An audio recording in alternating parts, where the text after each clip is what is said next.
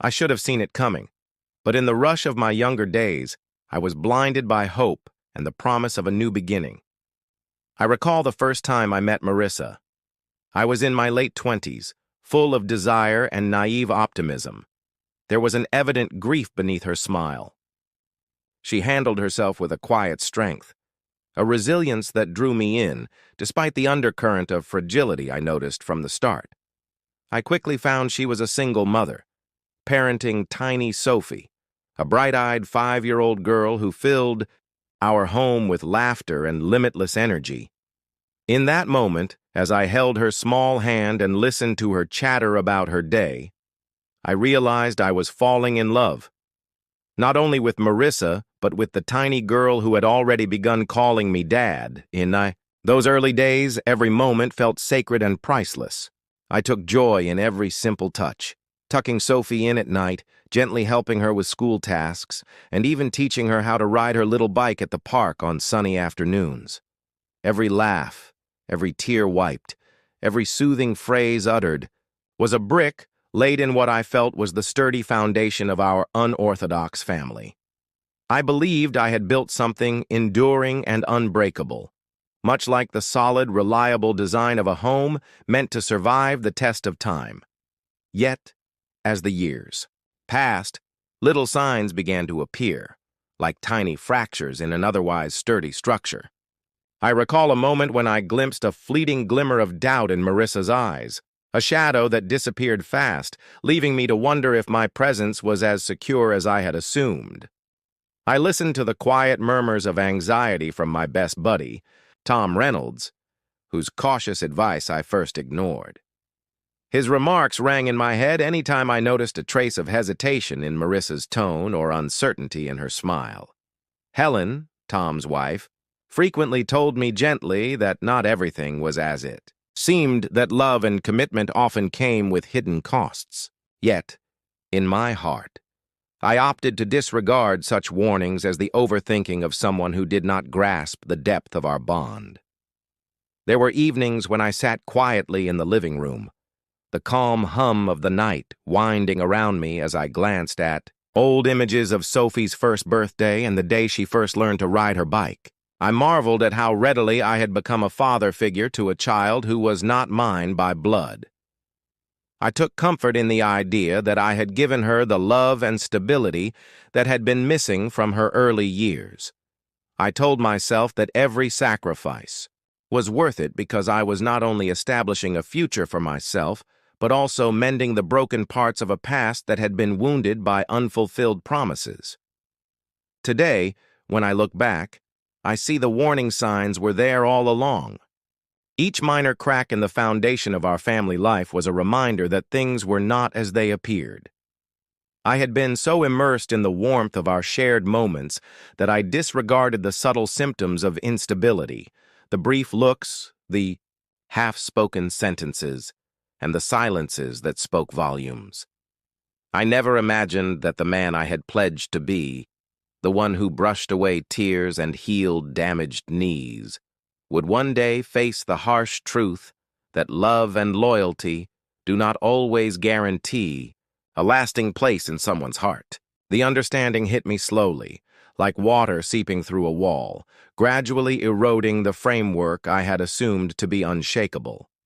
I am left today with memories that both comfort and torment me. I remember every shared secret, every whispered wish, and every promise made in the quiet hours of the night. But along with these beloved recollections, I also carry the burden of knowing that even the strongest foundations can crack, leaving behind the fragments of what once was and the sad awareness that sometimes even love is not enough. I had always believed that family meant being present through every joy and sorrow. When Sophie got engaged, my heart surged with pride and delight. I pictured a beautiful future where we celebrated every milestone together. Yet soon something began to shift. In the weeks leading up to the engagement party, I noticed a growing disconnect, a feeling that I was being steadily edged out. At first, I tried to brush it off as ordinary overthinking, a product of my own nervous heart. Yet, the signals grew louder. Conversations in our living room typically swirled around a name I had not heard before, Julian.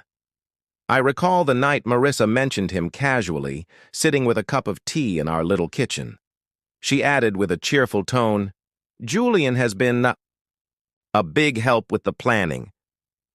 It was as if the words slipped from her lips with no weight at all. Yet to me, that statement resonated like a verdict. Julian, the new man who had crept into our lives without so much as a decent introduction. Tried to tell myself that he was merely helping with details, that nothing more would come of it. Yet, as days passed, I began to realize more. Every planning meeting, every shared joke about Sophie's future felt like I was being ignored. I found myself sitting in the background while discussions revolved around this stranger who now held a place in our family that I had cherished for years. On the day of the party, the sensation cemented. I walked through the door expecting a warm welcome, only to realize that every discussion, every plan, every moment was shared by people who now seemed to belong to a different family. The air was filled with joyous talk about the future, yet I sensed an icy distance between me and the celebration. I tried to speak up, to ask about plans and details I had once been so involved in, but my questions were met with polite smiles and a smooth change of topic. I stood there, a mute observer, as I understood that Julian was not just a helper in the background. With every glance exchanged between Marissa and him, I saw the undeniable evidence of a relationship that I no longer belonged to. That night, as I left the gathering silently, unnoticed, I carried with me the weight of a terrible betrayal. The echoes of the evening haunted me as I drove away, the lights of the home fading into the darkness behind me. I realized then that the foundation I had established, the relationships I had nurtured, were now revealing fractures I could no longer ignore. Then came the letter. I remember the day it arrived as clearly as if it were yesterday. I had been sitting alone in the quiet of our living room, trying to make sense of the widening distance between me and the family I had given everything to. That morning, the postman handed me an envelope with neat handwriting. I imagined it contained the promise of another celebration, a moment when our family would be together again. Instead, as I carefully opened the envelope and unfolded the letter, I found words that shattered my heart. The invitation was for Sophie's wedding, a day I had looked forward to with optimism and pride, yet the words on that paper read in cold, uncompromising ink that Sophie would be given away by Julian. I felt the room spin as the truth of my replacement hit me like a tidal wave. For years, I had been the stable presence in her life, the one who held her hand when she was scared and celebrated every little victory with genuine joy. I had sacrificed sleep, comfort, and even parts of myself to build a bond that I believed would last a lifetime. And yet, that invitation, with its cruel finality, announced that those years meant nothing. I had been replaced. Their lives, however, now they sought me out only when money was needed. A bitter laugh escaped me as I inhaled gently, a mixture of sorrow and resignation clouding my thoughts. "I'm sorry, Sophie. I can't help you," I spoke aloud, the words feeling colder than I wanted. There was a long wait, a hush that throbbed with all the memories of the years we had shared, every skinned knee, every bedtime story, every moment I believed I was the one who actually knew her heart. In that moment, I could almost hear the echo of all the times I had been there for her, the pledges I had made to always remain by her side. Then came a shaky laugh, half pleading, half dismissive. "Come on, Dad. You've always helped me," she said, her voice cracking with a sensation I couldn't quite place, a mix of shame, desire, and possibly regret. I tightened my jaw, feeling a sharp pang of fury, coupled with the sorrow that had accumulated over the years.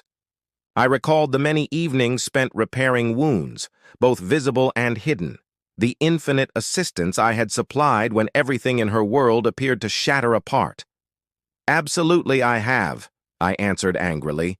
The admission tasted foul on my tongue.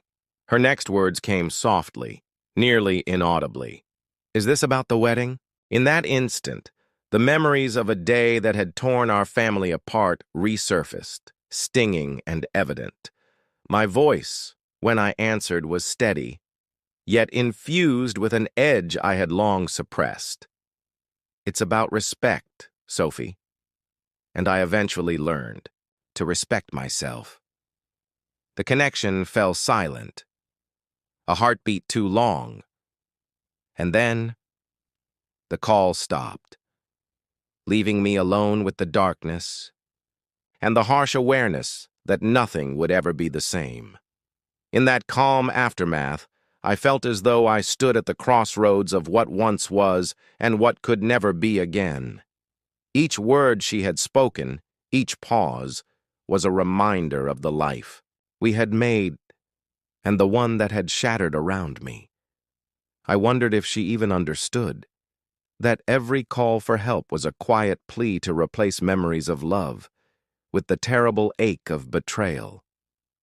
As I sat there, coping with the raw anguish of abandonment, I felt both a deep sense of loss and a curious comfort. The call had forced me to accept the truth. I had been a father, a friend, a pillar in her life, just to be pushed aside when convenience and money came into play. And in that awareness, I found a gloomy sort of clarity, a painful but necessary step in reclaiming the respect I had lost. I understood that moving forward, I would have to let go of the past, even if it meant recognizing that some bridges once burned could never be rebuilt. I sat in the dim light of the late afternoon, the calm of my study broken only by the steady buzz of my thoughts. Marissa had called earlier that day, her voice shrill and tinged with anger. I remembered her words plainly, every syllable slashing through the last vestiges of hope I had held onto for so long. "You think you can just disappear and let everything fall apart?" She had cried, and I could almost see the rage in her eyes through the phone. Her tone was unyielding, filled with a bitterness that made my heart throb with a mix of regret and something else. And in that moment, I understood.